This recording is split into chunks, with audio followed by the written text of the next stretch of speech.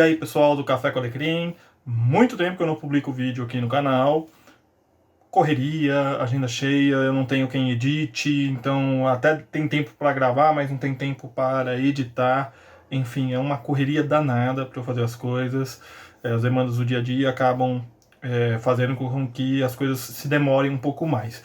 Eu queria muito soltar mais vídeos. Em novembro o canal completa mais um ano de vida, né? Desde 2012 no ar, completa 8 anos no ar no canal. E por isso eu estou separando 3 vídeos que eu gravei nesse período aí de quarentena. Um deles para a Igreja Presbiteriana Cidade Jardim, e os outros 2 são aulas da IPI de Tucuruvi, que foi ao ar durante as minhas férias. Então você vai poder acompanhar esses vídeos logo na sequência desse daqui que está justificando, né, o meu sumiço aqui do canal, tá bom? Um grande abraço para vocês, Deus abençoe e eu espero que você esteja bem, esteja se cuidando, esteja protegido, use máscara, não confie no inominável e bola adiante. Salomão, o rei da Era de Ouro de Israel. Salomão reflete a situação religiosa extremamente instável de seu tempo. A história de um reinado pode ser contada de diversas maneiras. Quanto mais antigo, mais provável que encontremos relatos positivos e exaltadores das figuras dos reis. Na Bíblia, no entanto, os grandes feitos sempre vêm narrados ao lado das falhas de caráter. Saul, Davi e Salomão fizeram grandes coisas, boas e ruins. Quando olhamos para Salomão, no entanto, possui uma fama difícil de se mudar. A de um rei sábio. Teria sido ele mesmo sábio? O que fundamenta tal afirmação? O que a contrapõe?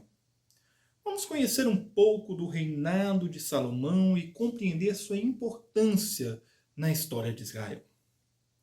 Davi reinou de 1010 a 970 a.C. Em 970 a.C., assume o trono Salomão, reinando por cerca de 40 anos. Um tempo de consolidação e expansão do reino de Deus. Salomão era tido como um homem de paz, o que, aliás, é o significado de seu nome. O que é bastante interessante pensarmos nisto, pois ele é filho de Batseba. Portanto, nasceu em um contexto e fruto de uma situação nada pacífica. Salomão foi quem conduziu Israel ao auge, mas legou à nação a derrocada de uma dinastia. Salomão era o 10º filho de Davi, portanto, longe demais do trono na linha sucessória. Ainda por cima, era filho de Batseba, a mulher com quem Davi cometera adultério e mandara matar o marido. Na linha de sucessão, Salomão não era sequer contado. No entanto, é para ele que vai o trono, segundo a promessa de Davi. Adonias, primeiro na linha de sucessão, vendo que seu pai estava doente, decide se autoproclamar rei e dar um banquete. Mas os sacerdotes Zadok, Benaía, filho de Joaída, o profeta Natã, Simei, Rei e a guarda pessoal de Davi se recusaram a apoiar Adonias. Batseba e Natã comunicam Davi que proclama Salomão rei. Após a morte do pai, Adonias tenta mais uma vez tomar o trono. Mas Salomão toma a frente e executa todos os que se opuseram a ele e apoiaram seu irmão.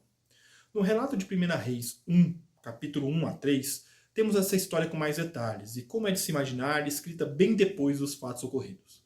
Ao final de tudo, Salomão recebe a aprovação divina durante a noite passada no santuário de Gabaon. O que temos nos 3 capítulos é a legitimação teológica da subida de Salomão ao trono.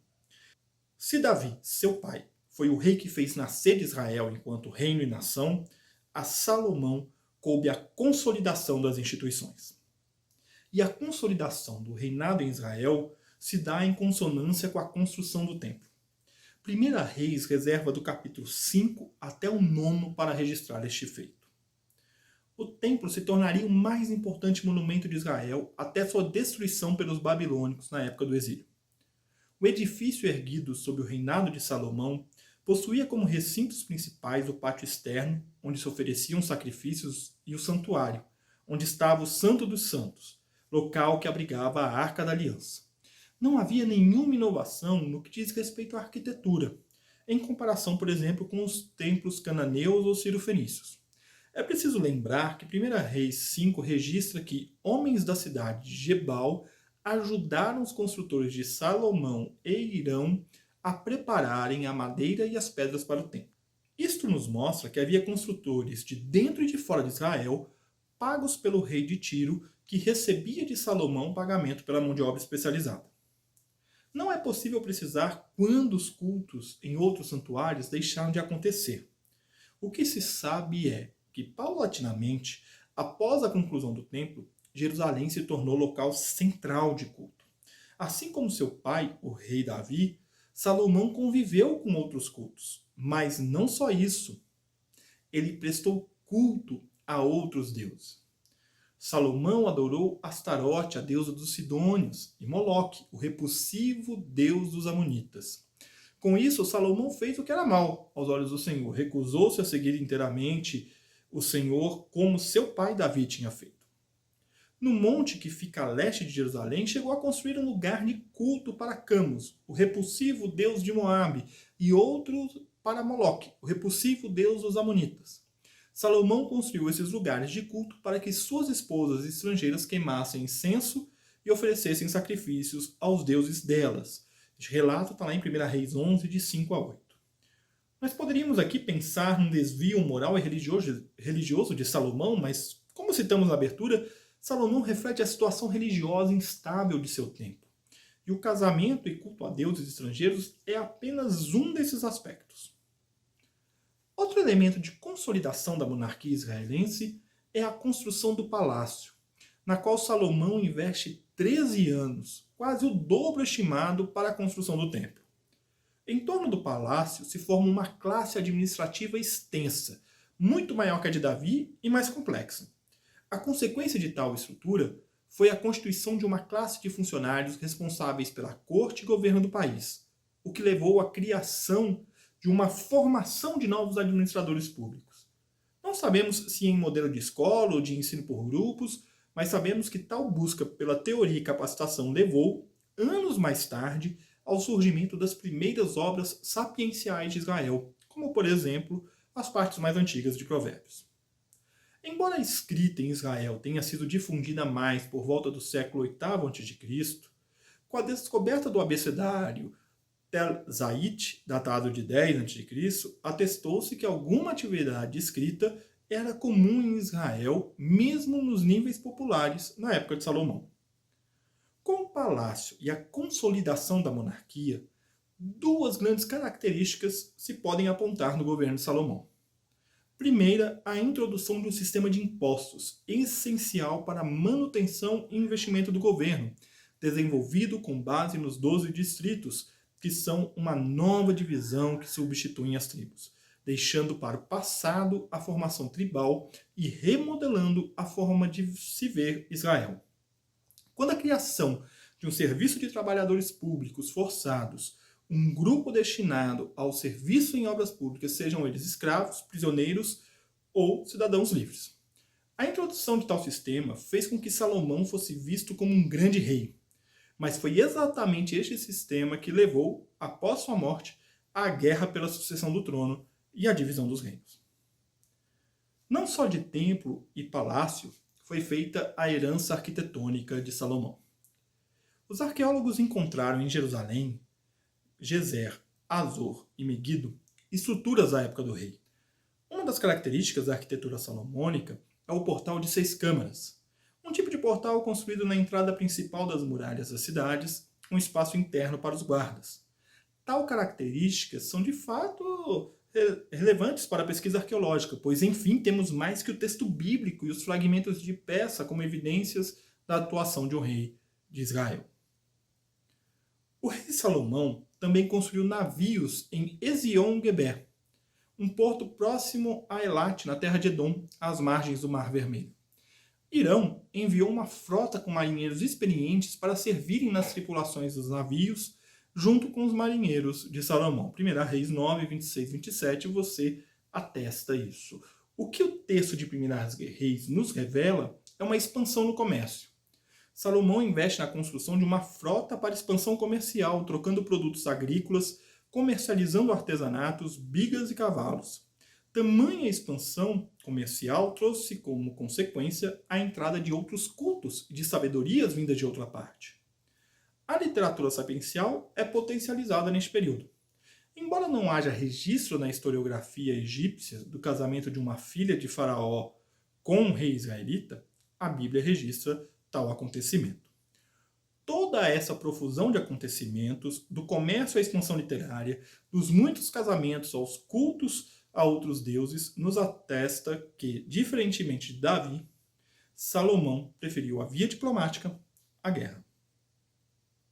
Agora, Salomão foi um sábio? Não há consenso na pesquisa bíblica quanto à autoria de Provérbios, Eclesiastes e Cântico dos Cânticos. A tradição tende a atribuir a Salomão, porém é mais provável que se trate de coletâneas de sabedorias, quiçá do rei, quiçá de outros autores. O fato é que toda a sabedoria atribuída a Salomão tem um profundo contraste com sua atuação como rei de Israel. Se tomarmos por base Provérbios 1,7, que diz: "O temor do Senhor é o princípio do conhecimento, mas os tolos desprezam a sabedoria e a disciplina", fica difícil dizer que Salomão foi um rei sábio, pois ele se casou com várias mulheres para conseguir uma paz de estado, cultuou os deuses de suas esposas e construiu para eles locais de culto. Não soube administrar sua casa com o fim de deixar o herdeiro consolidado para o trono, e ainda não ouviu seu povo quanto às queixas a respeito dos impostos, serviços forçados e divisão dos distritos. Teria sido Salomão, de fato, um sábio? Não foi com pouca sabedoria que o reino se consolidou. No entanto, assim como seu pai, foi o homem segundo o coração de Deus, mas cometeu assassinatos, foi conivente com o estupro de uma de suas filhas, cometido por um de seus irmãos, entre outras falhas importantes registradas na Bíblia. Concluindo essa aula, o reinado de Salomão foi marcado por grandes feitos, conquistas importantes e um legado cultural e religioso que permanece até hoje. Legou também a derrocada da dinastia e a divisão do reino em dois. Se Davi unificou as tribos em sua liderança em torno da Arca da Aliança em Jerusalém, Salomão consolidou o aspecto religioso, trazendo a arca para o templo, consolidando assim a religião de Israel. Davi e Salomão realizaram o que Saul não conseguiram. Uniram comunidade secular e religiosa sob a coroa. Samuel renegou Saul e o arruinou, mas foi Salomão quem arruinou Abiatar. É singular que um profeta tenha causado a ruína de um rei, e que um rei tenha causado a ruína de um profeta. Ainda mais quando sabemos que Abiatar era profeta funcionário de Salomão. Um rei que toma o lugar de um profeta leva seu povo à ruína. Foi isso que aconteceu após a morte de Salomão. As consequências de suas decisões administrativas causaram revolta e levaram à divisão em Israel e Judá.